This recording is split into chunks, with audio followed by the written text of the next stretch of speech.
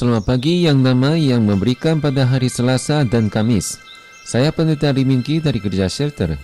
Firman hari ini adalah Matius pasal 21 ayat 33 sampai 46. Dengarkanlah suatu perumpamaan yang lain adalah seorang tuan tanah membuka kebun anggur dan menanam pagar sekelilingnya.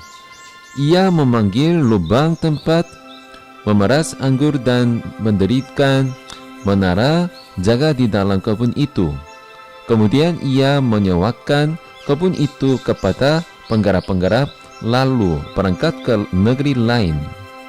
Ketika hampir tiba musim petik, ia menyuruh hamba-hambanya kepada penggarap-penggarap itu untuk menerima hasil yang menjadi bagiannya. Tetapi penggarap-penggarap itu menangkap hamba-hambanya itu. Mereka memukul yang seorang, membunuh yang lain, dan melempari yang lain pula dengan batu. Kemudian tuan itu menyuruh pula hamba-hamba yang lain lebih banyak daripada yang semula. Tetapi mereka pun diperlakukan sama seperti kawan-kawan mereka. Akhirnya ia menyuruh anaknya kepada mereka, katanya, "Anakku akan mereka segani."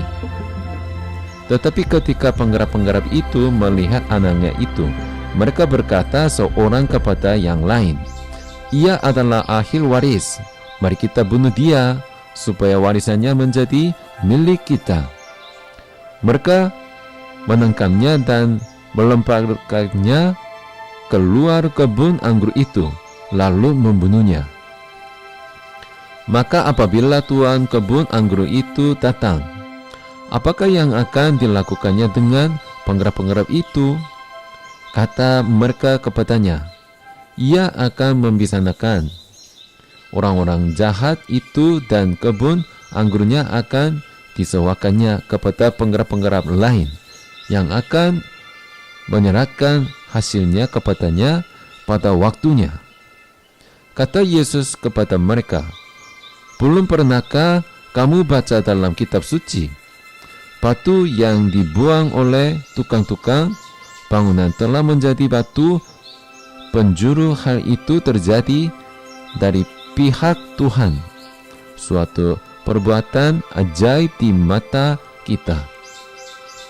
Sebab itu aku berkata kepadamu bahwa kerajaan Allah akan diambil daripadamu dan akan diberikan kepada suatu bangsa yang akan menghasilkan buah kerajaan itu.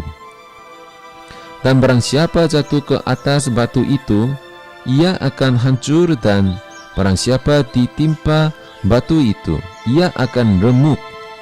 Ketika imam-imam kepala dan orang-orang Farisi mendengar perumpamaan Yesus, mereka mengerti bahwa merekalah yang dimaksudkannya, dan mereka berusahalah untuk menangkap dia.